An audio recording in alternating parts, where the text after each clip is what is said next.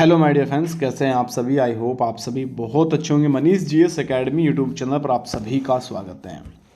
देखिए, एक चैप्टर है आप लोगों का सामान्य हिंदी व्याकरण में, और आज मैं उसको कवर कराऊंगा।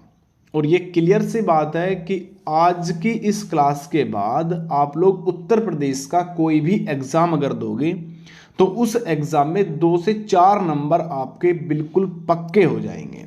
ठीक है, ये क्लास शानदार रहेगी। आई होप सभी छात्र कंप्लीट क्लास करिएगा। सबसे पहले, अगर अभी तक आप लोगों ने YouTube channel Manish GS academy subscribe नहीं किया हो तो सब्सक्राइब जरूर कर लीजिएगा और पास में लगे बेल आइकन को प्रेस कर लेना, जिससे कि आने वाली सभी वीडियो का नोटिफिकेशन आपको मिलता रहे। ठीक है, साथ ही साथ जिस किसी छात्र को अभी तक टेलीग्राम ग्रुप ज्वाइन नहीं किया, ज्वाइन कर लीजिए, क्योंकि उसमें पीडीएफ आप लोगों को मिल जाएगा। और पीडीएफ आपको संपूर्ण हिंदी का एक ही पीडीएफ मिलेगा, जिसमें कंप्लीट पूरे के पूरे 26 से 27 चैप्टर कवर होंगे। स्टेप बाय स्टेप आप लोग आसानी से सामान्य हिंदी को कवर कर पाओगे। ठीक है, दूसरा पॉइंट, इसके साथ साथ आपको जीके जीएस का अलग से नोट्स मिल जाएगा, जैसे history, politics, geography, current affair, UP GK हो जाएगा, इको हो जाएगा। ठीक है ना, तो इनका सभी का नोट्स आपको बिल्कुल फ्री ऑफ कॉस्ट टेलीग्राम और व्हाट्सएप ग्रुप के अंदर मिल जाएगा। व्हाट्सएप के लिए आप लोगों को इस नंबर पर मैसेज करना है, इसमें आपके ग्रुप बने हुए हैं। और टेलीग्राम के लिए मैंने फिर से बता रहा हूँ, लिंक डिस्क्रिप्शन में, वहाँ से जाके सर्च करके ज्वाइन हो जाइएगा। तो चैप्टर का नाम है आप लोगों का अनेक शब्द का एक शब्द। ठीक है, बहुत बढ़िया तरीके से समझिएगा, कंप्लीट आप लोगों का हो जाएगा। देखिए, सिंपल है, वाक्यांश के लिए एक शब्द, यानी कि कंप्लीट एक लाइन को जो कह रहे हो आप लोग, सीधा सा इसका अगर परिभाषा की बात करूं, जो पूरी एक लाइन आप लोग बोल रहे हो उसके लिए सीधा एक ही शब्द अगर आप लोग बोल दें तो उसको कहा जाता है वाक्यांश के लिए एक शब्द। ठीक है, सिंपल से कुछ इंपॉर्टेंट इसलिए भी लेके मैं आया हूं क्योंकि यहां से डायरेक्टली पूछेंगे जाएंगे। चाहे आप लोग उत्तर प्रदेश का कोई भी एग्जाम में बैठ रहे हो और उसमें हिंदी, सामान्य हिंदी अगर आपका चैप्टर आ रहा है, सब्जेक्ट आ रहा है, तो उसमें कंप्लीट है कि आप लोगों का कंफर्म यहां से 1-2 क्वेश्चन आपके आराम से बन जाएंगे। ठीक है, तो स्टार्ट मैं करता हूं। सबसे पहला है, जिस पुस्तक में 8 अध्याय हो, यदि किसी एक पुस्तक में पूरे 8 चैप्टर दिए हुए हो तो उसको क्या कहा जाएगा? अष्ट अध्याय उसको कहा जाएगा। क्या कहा जाएगा? अष्ट अध्याय। तो इसके बाद देखिए, नेक्स्ट आपका दिया हुआ है, जिसका भाषा द्वारा वर्णन असंभव हो, जिसका वर्णन ही नहीं किया जा सकता भाषा के अनुसार, उसको कहा जाएगा अनिर्वचनीय। क्या कहा जाएगा? अनिर्वचनीय। याद रखिएगा, इंपॉर्टेंट आप लोगों के लिए रहेगा। इसके बाद नेक्स्ट आएंगे यहाँ पे, अत्यधिक बढ़ा चढ़ाकर कही गई कोई बात। किसी कह सकते हैं आपस में कोई बात की गई और उसको अधिक से अधिक कुछ और शब्द उसमें नए जोड़ दिए गए और वो किसी और को, अन्य व्यक्ति को बताया जा रहा है। जैसे सपोज दैट कह सकते हैं, कोई आपका फ्रेंड है, वो आप लोगों को बोल रहा है क्या कि ये व्यक्ति अच्छा नहीं है, और आपने ये बात तो उसको बोल दी, और उसके बाद किसी और व्यक्ति ने ये बात सुन ली और वो और ज़्यादा इसमें और बहुत सारे कठिन शब्द जोड़ के उसको बताए कि वो तो गाली भी दे रहा था, वो तो ये सब कर रहा था। ठीक है ना, तो ये कहा जाता है। तो उसको क्या कहा जाएगा? यतिशोक्ति उसको कहा जाएगा। मैं बहुत सिंपल भाषा में समझा रहा हूँ, मेरा टारगेट केवल ये है कि आप लोगों को सभी के सभी समझ में आ जाए बिल्कुल। ठीक है, कभी ना भूलो, एग्जाम में तो कभी आप लोग भूलोगे ही नहीं। ठीक है, इसके बाद देखिए, सबसे आगे रहने वाला व्यक्ति, कोई भी लाइन जा रही है, सबसे आगे आप व्यक्ति आप हो। ठीक है ना, परेड हो रही है, सबसे आगे व्यक्ति आप हो। ठीक है, तो ये इनमें क्या कहा जाएगा? अग्रणी उसको कहा जाएगा। क्या कहा जाएगा? अग्रणी। ये सबसे आगे है व्यक्ति। ठीक है, इसके बाद जो पहले जन्मा हो, जिसका जन्म सबसे पहले हुआ हो, पहले पुत्र को कहा जाएगा क्या? अग्रज उसको कहा जाएगा। बाबू क्या कहा जाएगा? अग्रज। जो बाद में जन्मा गया हो, जिसका जन्म अंतिम में हुआ हो, जो लास्ट में जन्म हुआ हो, उसको अनुज उसको कहा जाएगा। क्या? अनुज। इसके बाद जो इंद्रियों द्वारा न जाना जा सके उसे अगोचर कहा जाता है, और जिसका पता न हो, अज्ञात। ठीक है ना, कह सकते हैं ना कि अज्ञात रिपोर्ट दर्ज की गई। आप लोगों का सिलेक्शन हो जाता है उत्तर प्रदेश पुलिस के अंदर या यूपीएसआई के अंदर, तो उसमें एक अज्ञात रिपोर्ट, अज्ञात व्यक्ति के द्वारा रिपोर्ट की गई या अज्ञात व्यक्ति के खिलाफ रिपोर्ट की गई, या पता नहीं कि कौन है, लेकिन एक रिपोर्ट दर्ज कर ली गई और उसके बाद उस पर कार्रवाई होगी, तो बाद में पता लगेगा। तो क्या होगा? अज्ञात उसको कहा जाएगा। आगे आने वाला व्यक्ति आगमी कहलाता है, और अंडे से जन्म लेने वाला अंडज कहलाता है। ठीक है ना, अंडे से जन्म लेने वाला अंडज। जैसे इसमें कह सकते हैं आप लोगों का सांप हो जाएगा, इसमें कह सकते हैं आप लोगों का मुर्गा हो जाएगा या मुर्गी हो जाएगी, ठीक है ना। तो ये क्या हो रहा है, ये अंडे से हो रहे हैं, ठीक है। इसके बाद जो छूने योग्य न हो, अछूत उसको कहा जाता है, क्या, अछूत कहा जाएगा जो छूने योग्य न हो। जो छुआ न गया हो, जो आज तक छुआ नहीं गया, अछूता, ठीक है, याद रखिएगा। इसके बाद आ जाएगा यहाँ पे जो अपने स्थान या स्थिति से अलग न किया जा सके, अच्युत उसको कहा जाएगा, ठीक है। इसके बाद जो अपनी बात से टले नहीं, यानी अपनी बात से अलग नहीं हो सकता, अपनी बात पर ठहरा हुआ व्यक्ति क्या कहलाएगा, अटल, वो व्यक्ति अटल है, ठीक है ना।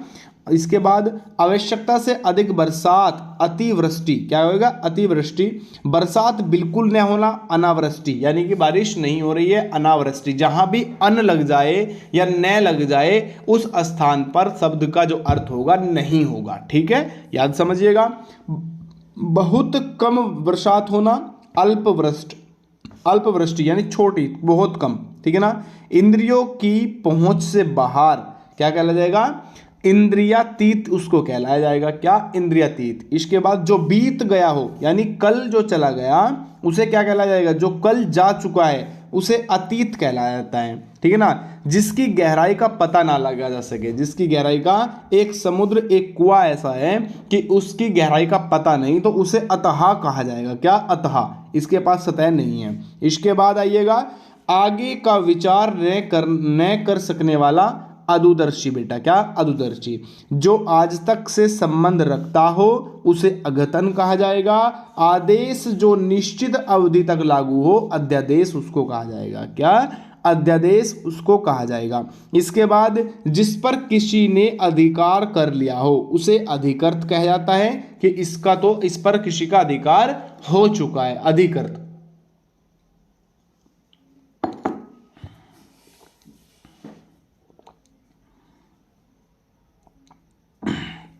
वह सूचना जो सरकार की ओर से जारी किया जाए उसे अधिसूचना कहा जाता है, और विधायिका द्वारा स्वीकृत नियम को अधिनियम कहा जाता है।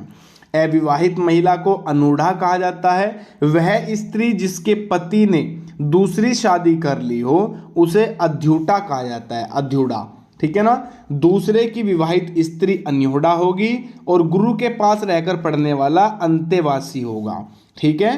पहाड़ के ऊपर की समतल जमीन को अध्यायिका कहा जाता है, और जिसके हस्ताक्षर नीचे अंकित हैं उसे अधोहस्ताक्षरकर्ता कहलाया जाता है, ठीक है ना। एक चीज और इसमें थोड़ा सा बता दूं, ऊपर दिए हुए को उपयुक्त कहा जाता है, उपयुक्त दिए हुए प्रश्नों को, ठीक है ना, ये भी थोड़ा समझ लीजिएगा। और नीचे दिए हुए शब्द को कहा जाता है निम्न, ठीक है ना, या निम्नलिखित, ठीक है। आप लोग समझ सकते हैं, पेपर में आप लोगों ने देखा होगा, निम्नलिखित प्रश्नों के आंसर दीजिए। तो निम्नलिखित का मतलब क्या है, जो नीचे दिए हुए प्रश्न है, ठीक है।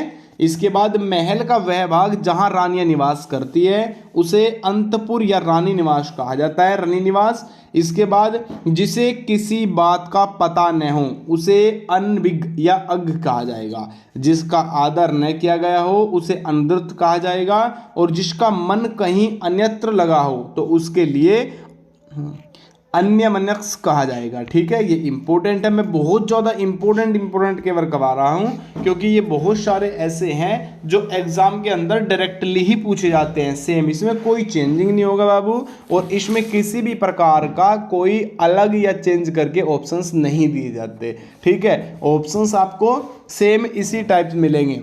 जिसके बाद देखिए, जिसे किसी बात का पता न हो, ये मैंने करा दिया। जिसका आदर न किया गया हो, अनादर्त उसको कहा जाएगा, और जिसका मन कहीं अन्यत्र लगा हो उसके लिए अन्यमनस्क उसको कहा जाएगा। जिसके पास कुछ न हो अर्थात धृत आपका अंकिचन उसको कहा जाएगा। जो कभी मरता न हो उसके लिए अमर शब्द होगा, कि ये कभी मरेगा नहीं, ये तो व्यक्ति अमर हो चुका है। इसके बाद जो सुना न हो उसे अश्रव्य कहा जाएगा, जो सुना नहीं जा सकता। इसके बाद जिसको भेद न जा सके उसे अभेद कहा जाएगा, और जो साधा न जा सके उसे असाध्य कहा जाएगा। बहुत सिंपल है, ऐसा नहीं है कि आप लोग कवर नहीं कर सकते, इतने सिंपल होते हैं कि मतलब देखने से ही पता लग जाता है। लेकिन दो ऑप्शंस आपको ऐसे मिलेंगे जिसमें चेंजिंग होगा, और आप लोग कंफ्यूज करने की पूरी कोशिश एग्जामिनर आपको करेगा, ठीक है। इसके बाद जो चीज इस संसार में न हो उसे अलौकिक कहा जाएगा, और जो बाह्य संसार के ज्ञान से अनभिज्ञ हो उसे अलौक्य कहा जाएगा। जिसे लांगा नहीं जा सकता, अलंघ्य उसको कहा जाएगा, और जिसकी तुलना न हो सके उसे अतुल्य कहा जाएगा, इसे तोला ही नहीं जा सकता, ठीक है। इसके बाद जिसके आदि प्रारंभ का पता ना हो उसे अनादि कहा जाएगा, और जिसके आने की तिथि निश्चित ना हो उसे अतिथि कहा जाएगा। क्या कहा जाएगा? अतिथि उसको कहा जाएगा, ठीक है। इसके बाद कमर के नीचे पहने जाने वाला वस्त्र को अधोवस्त्र कहा जाता है, और जिसके बारे में कोई निश्चित न हो उसे अनिश्चित उसको कहा जाता है, ठीक है। आइएगा थोड़ा सा और हम यहाँ पे कवर करेंगे। जिसका आदर न किया गया हो उसे अनादर, जिसका मन कहीं, पूरा हो गया ना, हाँ ये हो गया यहाँ तक बाबू। 53 पर आइए। जो धन को व्यर्थ ही खर्च करता हो अपव्ययी उसको कहा जाएगा। आवश्यकता से अधिक धन का संचय न करना अभिकर है उसको कहा जाएगा। जो किसी पर अभियोग लगाए उसे अभियोगी कहा जाएगा। क्या? अभियोगी। किसी पर अभियोग लगा रहा है, राष्ट्रपति पर महाभियोग लगता है, पता है आप लोगों को? चलिए बहुत बढ़िया। जो भोजन रोगी के लिए निषिद्ध है उसे अपत्यक उसको कहा जाएगा, और जिस वस्त्र को पहना न गया हो उसे अपत्र कहा जाएगा।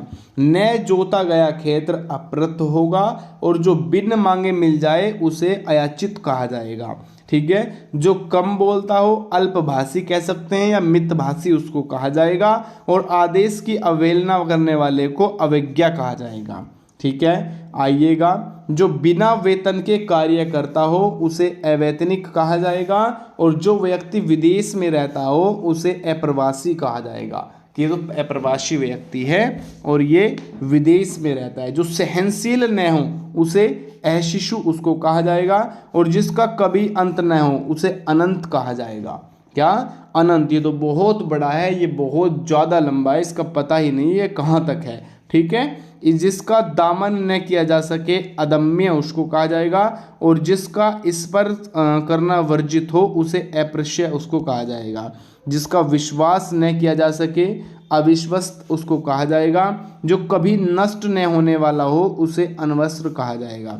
जो रचना अन्य भाषा की अनुवाद हो अनुदूदित उसको कहा जाता है, और जिसके पास कुछ न हो अर्थात दरिद्र हो उसे अंकिचन उसको कहा जाता है, ठीक है। उच्च न्यायालय का न्यायाधीश को न्यायमूर्ति कहा जाता है, और इसके बाद उपकार के प्रति किया गया उपकार हाँ बिल्कुल प्रत्युपकार उसको कहा जाता है। ऊपर कहाँ हुआ, ऊपर जो कहा हुआ है मैं फिर से वही बता रहा हूँ, उपयुक्त उसको कहा जाएगा जो ऊपर दिया हुआ है। ऊपर लिखा गया उपलिखित कहा जाएगा, और हाँ बिल्कुल हटा दे, डबल कर दे जी, अरे भाई कर दे यार जाके चलिए। उत्तरती युवस्था को अधेर कहा जाता है, उत्तर दिशा को उदीची कहा जाता है, ठीक है। उच्च वर्ण के पुरुष के साथ निम्न वर्ण की स्त्री का विवाह अनुलोम विवाह कहा जाता है। उसी समय का तत्कालीन, उसी समय के लिए तत्कालीन किसी पद का उम्मीदवार प्रत्याशी, और कीर्तिमान पुरुष को यशस्वी कहा जाता है। कम खर्च करने वाला मितव्ययी कहा जाता है।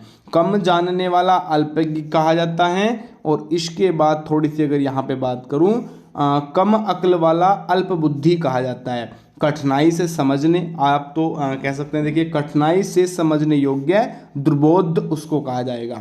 कल्पना से परे हो कल्पनातीत उसको कहा जाएगा। किसी की हंसी उड़ना उपवास, क्या? उपहास, ठीक है ना, उपवास नहीं सॉरी उपहास, ठीक है। कुछ दिनों तक बने रहने वाला टिकाऊ कहा जाएगा, ठीक है। इसके बाद आइएगा नेक्स्ट आपकी स्क्रीन पर, किसी बात को बढ़ा चढ़ाकर कहना यतिशोक्ति, वो फिर से आ गया है। सेकंड, कठिनाई से प्राप्त होने वाला दुर्लभ, बड़ी मुश्किल से प्राप्त हुआ है दुर्लभ व्यक्ति, ठीक है। तो ये थोड़े से आप लोगों के मोस्ट इंपॉर्टेंट आप लोगों के मुहावरे थे। जहाँ तक उम्मीद है 100 मैंने कवर कराए हैं। एक छोटी सी क्लास अदर एग्जाम के टाइम पे मैं आपको कवर कराऊंगा, और ये गारंटी है कि आपका बाहर नहीं जाएगा, ठीक है ना। वाक्यांश के लिए एक शब्द चैप्टर से आपका कोई भी क्वेश्चन अब बाहर नहीं जाएगा। इसका 2 बार रिवीजन कर लीजिएगा, दिमाग में बिठा लीजिएगा, एक बार और पढ़ लेना बाबू, ठीक है। चलिए सभी ग्रुप ज्वाइन कर लीजिएगा छात्र, गर्ल्स और बॉयज़ दोनों ग्रुप अलग होंगे। टेलीग्राम का डिस्क्रिप्शन में दिया हुआ है लिंक, वहां से ज्वाइन कर लो, ठीक है। बाय बाय सभी को, नमस्कार, राधे राधे, जय हिंद और जय भारत।